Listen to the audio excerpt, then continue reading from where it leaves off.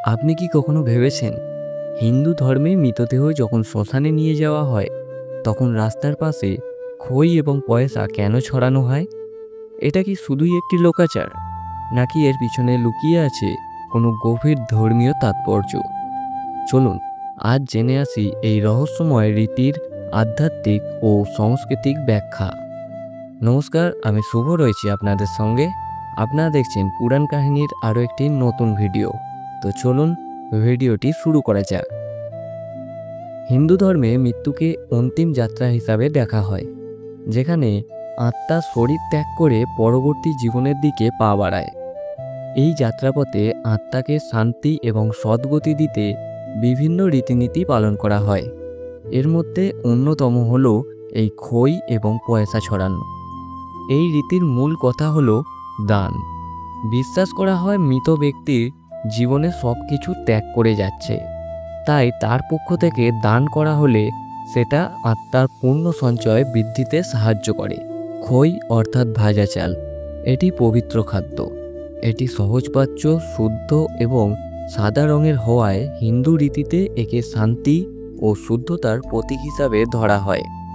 মৃতদেহ শ্মশানে যাওয়ার পথে খই ছড়ানো হয় যেন মৃত আত্মা শান্তিপূর্ণভাবে তার গন্তব্যে পৌঁছতে পারে। আর পয়সা, সেটা হলো দান এবং ত্যাগের বাস্তব রূপ। এই পয়সাগুলো গরিব ও পথচারীদের মধ্যে পড়ে থাকে এবং তারা সেটা কুড়িয়ে নিয়ে ব্যবহার করে। ফলে মৃত ব্যক্তির পক্ষ থেকে এক প্রকার সাধারণ দান বা পিণ্ডদান কার্য সম্পন্ন করা হয়। হিন্দু ধর্মের বিশ্বাস অনুযায়ী মৃত্যুর পর আত্মা কিছু সময় এই মর্তেই বিচরণ করে। সেই সময় তার যাত্রাপথে বিভিন্ন বাধা আসতে পারে, অশুভ শক্তি, অস্থিরতা বা পূর্বজন্মের কর্মফল। খই এবং পয়সা ছড়ানোর মাধ্যমে আত্মার সামনে এক প্রকার প্রাচীর তৈরি করা হয়, যা তাকে ওই অশুভ শক্তির প্রভাব থেকে রক্ষা করে। অনেকেই বিশ্বাস করেন এই দান কর্ম আত্মার কষ্ট লাঘব করার জন্য এবং যমলোকের পথে তাকে সাহায্য করার জন্য। আত্মা যেন সহজে যমদূতের সঙ্গী হয়ে যাত্রা করতে পারে, সেই উদ্দেশ্যেই এই রীতির প্রচলন। হিন্দু ধর্মে 3 ধরনের ঋণের কথা বলা হয়েছে: দেব ঋণ, ঋষি ঋণ এবং পিতৃঋণ। মৃত্যুর পর এই ঋণগুলি থেকে মুক্তি পাওয়ার জন্য বিভিন্ন আচার অনুষ্ঠান পালন করা হয়।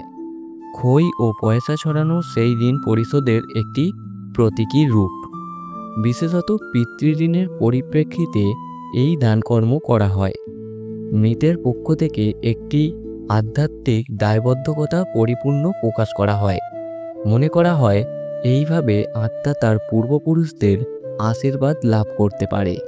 এই রীতির একটি মানবিক দিকও রয়েছে। শ্মশানে যাওয়ার পথে যেসব দরিদ্র মানুষ রাস্তায় বসে থাকে, তারা এই খই পয়সাগুলি কুড়িয়ে নেয়। এটি এক ধরনের সামাজিক সাহায্য হিসাবেও বিবেচিত করা হয়। মৃত্যুর পর মানুষ কিছুই নিয়ে যেতে পারে না, এই বার্তাটি সমাজে ছড়িয়ে দেয় এই রীতি। তার সম্পত্তি, অর্থ, ভোগ সবকিছু মাটিতে রেখে চলে যেতে হয় তাকে। তাই এই পয়সা ছড়ানোর মাধ্যমে বলা হয়, জীবনে যেমন ত্যাগ শেখাটা জরুরি, তেমনি মৃত্যুতেও ত্যাগের মহিমা রয়েছে। যদিও এই রীতির কথা বেদ উপনিষদে সরাসরি উল্লেখ নেই, এটি স্মৃতি, পুরাণ এবং লোকাচার থেকে এসেছে। ভারতের বিভিন্ন অঞ্চলে এই রীতির ভিন্ন রূপ দেখা যায়। কোথাও খই ছড়ানো হয়, কোথাও চিঁড়ে, কোথাও শুধু মুদ্রা। আবার কোনো কোনো স্থানে ফুল এবং ধূপ ছড়ানো হয় পথের ধারে। এই সমস্ত আচারের মূল উদ্দেশ্য একটাই: মৃত আত্মার শান্তি, সদ্গতি এবং জীবিতদের কর্তব্য পালন। মৃত্যু একটি শোকের মুহূর্ত হলেও হিন্দু ধর্মে তা এক নতুন জীবনের শুরু হিসাবে বিবেচিত হয়। তাই মৃতদেহ শ্মশানে নিয়ে যাওয়ার সময় খই এবং পয়সা ছড়ানো শুধু একটি প্রথা নয়, এটি আত্মিক দায়িত্ব, সামাজিক সহানুভূতি এবং আধ্যাত্মিক বিশ্বাসের এক অপূর্ব সংমিশ্রণ। চলুন আমরা এই রীতিগুলিকে কুসংস্কার নয়, বরং ধর্মীয় আধ্যাত্মিকতার দৃষ্টিকোণ থেকে দেখি। কারণ প্রতিটি আচারের পিছনেই আছে একটি গভীর তাৎপর্য, একটি গভীর দর্শন। আশা করি আজকের এই ভিডিওর পর আপনি বুঝতে পেরেছেন হিন্দু ধর্মে মৃতদেহ শ্মশানে নিয়ে যাওয়ার পথে কেন খই এবং মুদ্রা ছড়ানো হয়। এই ধরনের আরও ধর্মীয় এবং আধ্যাত্মিক বিষয়ে জানতে আমাদের এই চ্যানেল সাবস্ক্রাইব করুন। কমেন্টে জানান আপনি আর কোন রীতির আধ্যাত্মিক ব্যাখ্যা জানতে চান। অবশ্যই আমরা পরবর্তী ভিডিও সেই বিষয়ের ওপরেই বানাবো। আসি, আবার দেখা হবে পরবর্তী কোনো নতুন ভিডিওতে। ততক্ষণ ভালো থাকবেন, সুস্থ থাকবেন। হর হর মহাদেব।